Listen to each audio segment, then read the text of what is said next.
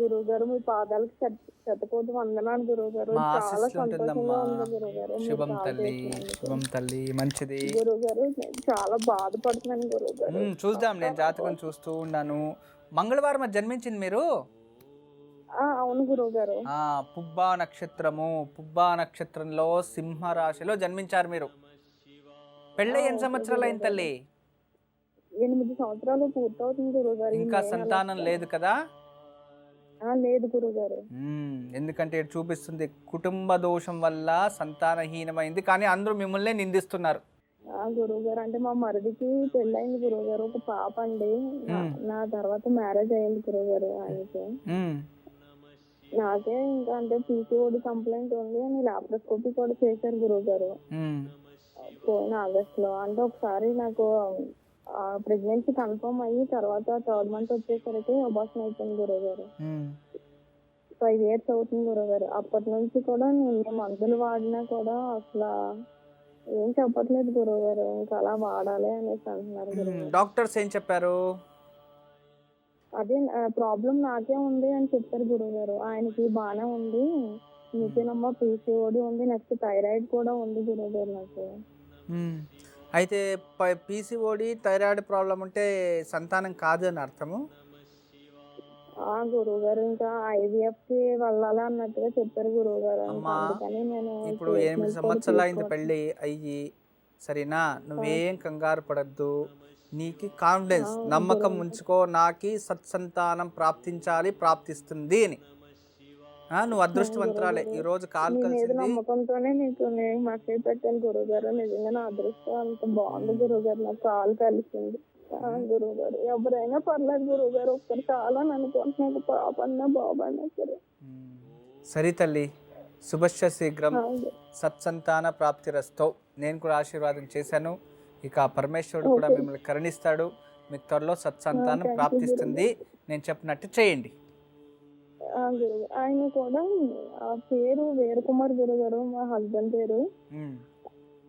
ఆయన మా మామయ్య గారికి మొదటి అబ్బాయి అండి.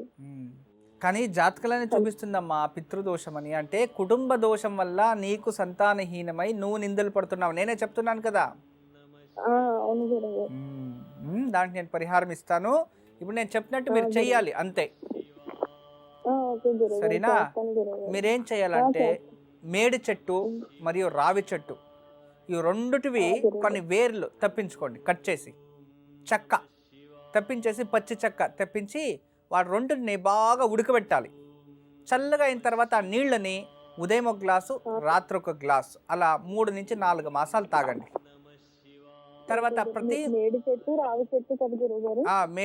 రావి చెట్టు రెండువి చెక్క తెప్పించి నీళ్ళల్లో బాగా ఉడకబెట్టి, అదే చెక్కనే రోజు ఒక 2-3 నెలలు అది ఒకే చెక్కని యూజ్ చేయండి, ప్రాబ్లం లేదు. రోజు ఉడకబెట్టి తాగుతూ ఉండడం. చల్లగా అయిన తర్వాత గ్లాసు, ఉదయం 1 గ్లాసు, సాయంత్రం రాత్రి 1 గ్లాసు తాగు. మళ్ళీ ప్రతి మంగళవారం నాగదేవతలకు పాలు పోసి 5 ప్రదక్షిణ చేయి. నువ్వు ఇంకేమన్నా చెప్పాలా? ఇంకేమన్నా అబద్ధం చెప్పాలనుకుంటే చెప్పేయి. నేను చూడాలనుకుంటున్నాను నన్ను మోసం చేయడానికి నువ్వు ఎంత నీచానికి దిగజారగలవు అని.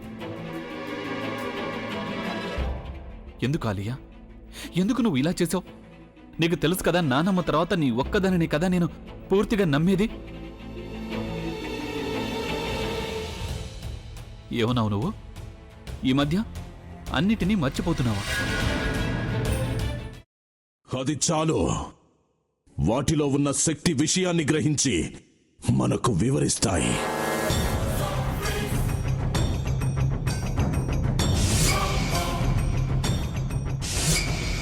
ఎవరు ఆ దండ విప్పొద్దు, గది తలుపులు తెరవద్దు.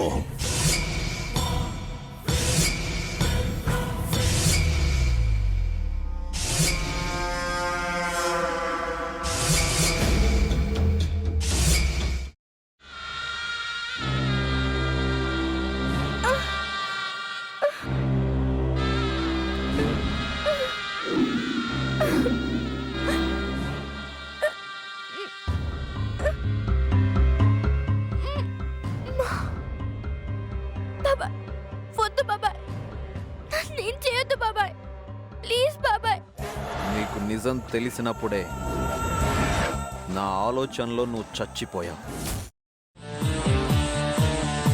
అబ్బా ప్లీజ్ కొంచెం తినండి ప్లీజ్. భీమారావు గారు మీరా? ఇగో మీరా కాదు సక్కుబాయ్. అవును, మీ పనామే లేచిపోయిందని చెప్పి కంప్లైంట్ ఇచ్చినావు కదా. రేయ్, ఆయన కంప్లైంట్ ఇచ్చింది లేచిపోయిందని కాదు, కనిపించడం లేదు అని. అచ్చా, అట్లానా? సరే మేడం. ఇడియట్. ఆ వంట మనిషి పేరేంటన్నారు? రత్తాలు మేడం. ఏం పెద్ద మంచి, నీ వంట మంచిని కూడా మేడం అని పిలుస్తావా? రేయ్ హాఫ్ బ్రెయిన్,